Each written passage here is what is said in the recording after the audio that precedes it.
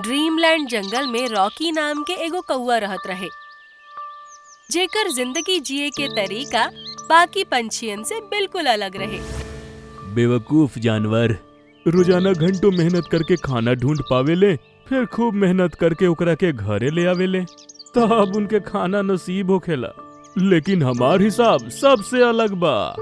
ऊ देखलस के तीनों चिड़िया एगो सेब के अपन पंजा में बहुत मुश्किल से दबा के अपन घोंसला तक लावतिया।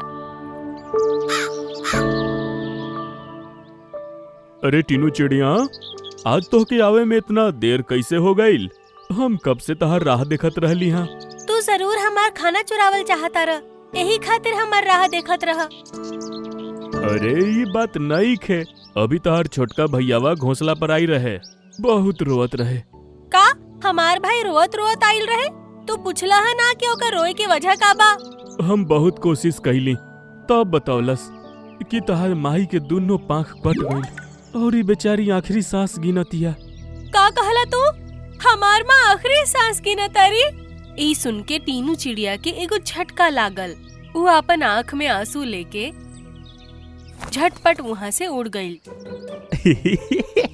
एकरे कहल जाला बिना मेहनत कैले खाए के इंतजाम कईल। ई कह के वो खुश होके तीनों के घोंसला पर गईल और ओमे रखल से बहुत मजा लेके खाए लागल। वाह, मजा आ गईल। अगर मेहनत करके खाईती तो इतना मजा कभी ना आई। वो आधा सेब मजा से खैलस और बाकी बचल जमीन पर फेंक देलस। खाना तो हो गई, अब तनी देर मौज मस्ती कर लेवल जाओ। ई कह के वो पंख फैला के हवा में उड़ गई। यही तरह अपन चालबाजी से वो जंगल के हर जानवर के छलत रहे। इहे जंगल में एगो मेहनती चींटी भी रहत रहे और ई वक्त कौआ हंसी ठट्ठा करत करत एगो डाल पर बैठ के उहे चींटी के देखत रहे।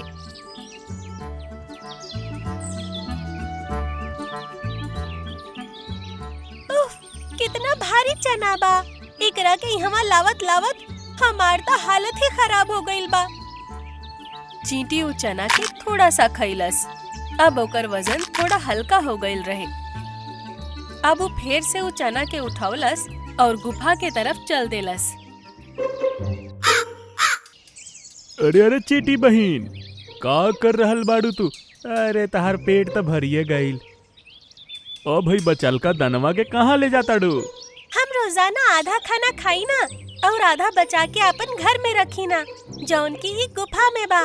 ई का बेवकूफी बा? अरे आधा बचा के रखला में का फायदा बा? हाँ, एकरा उठा के तहरा घर तक ले जाए में परेशानी ना होखेला? होखेला, पर हमनी के अपन अच्छा कल खातिर थोड़ा परेशानी उठावे के चाहिए। आगे चल के कोनो ऐसन परेशानी आन पड़े कि हम खाना ढूंढे भी ना जा सकी, तो फिर का खाएम? बेकार के सोच है तहार। हमार तो एक ही उसूल बा, मजा से खा और ई बचलका के फेंक द। ई कह के वहाँ से उड़ गई।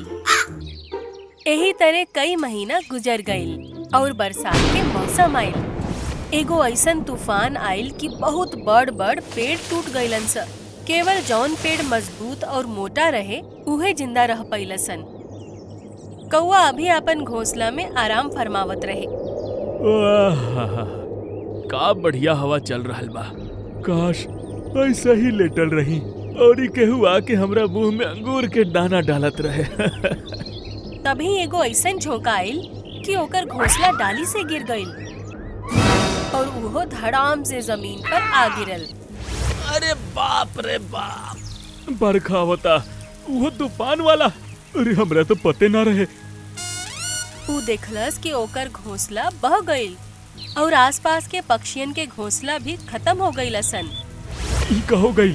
एकरा बारे में तो हम सोचला ही ना रहनी। अब वो तेज बारिश में उड़ भी ना पावत रहे।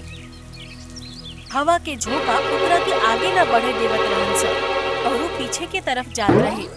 अब तो हमरा केहू से मदद लेवही के पड़ी। ई सोच के वो तीनों चिड़िया के लगे गईल, जौन के अपन भाई के लकड़ी के घर में ठहरल रहे। तीनों चिड़िया, ए तीनों चिड़िया। ओकर आवाज सुन के दरवाजा खुलल और तीनों बाहर निकलल। टीनू, हमरो के अपन घर के अंदर लेला। हमर घोंसला बह गईल और हमार तबीयत भी ठीक नहीं है। ओह, हम तहर कौन एहसान के बदले तहरा के मदद करी बतावा। हम मुसीबत में हई। तो ओ दिन हमार मम्मी के पंख टूटे के झूठा खबर सुना के हमरा के कितना परेशान कइले रहा। हम भूखे पेट उठ गई नी। अब तारा समझ आई कि भूखे पेट मुसीबत के सामना कइल और मेहनत करके खाइल कितना मुश्किल होखेला।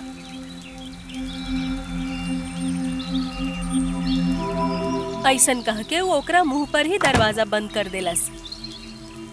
अब कौआ के अपन गलती के एहसास होखत रहे।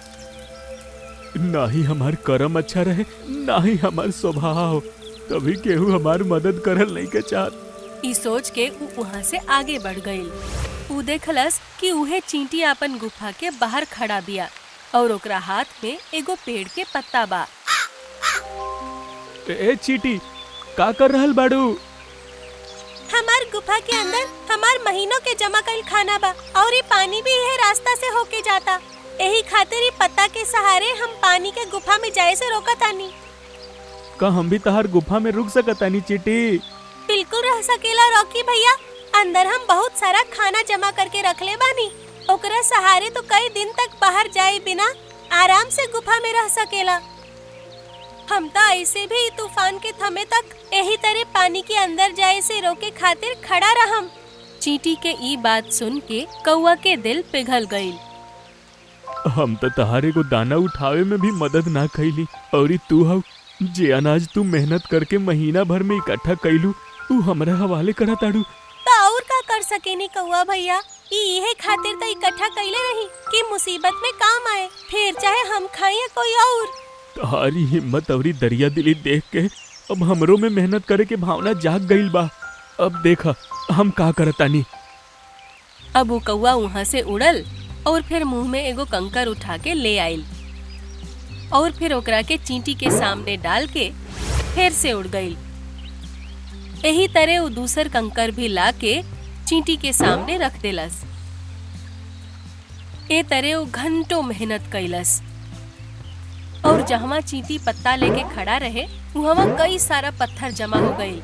एगो दीवार जैसन बन गईल जेकरा से पानी टकरा के आगे बढ़े लागल। अरे वाह कौआ भैया, आप तो बहुत बड़ दीवार बना देला।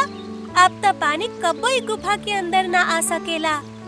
ई सुन के कौआ बहुत खुश भइल और फिर दोनों गुफा के अंदर जाके खाना खाए लगलन सब। बहुत मजा आ रहल बा। अगर बिना मेहनत कैले खाईती तई खाना के तन को मजा ना आईत। कौआ आज ही सबक सीख ले रहे कि हमनी के मेहनत करे के चाहिए और दूसरन के मदद करत रहे के चाहिए। तब ही हमनी के बुरा वक्त में अकेला और कमजोर ना रही नी जा।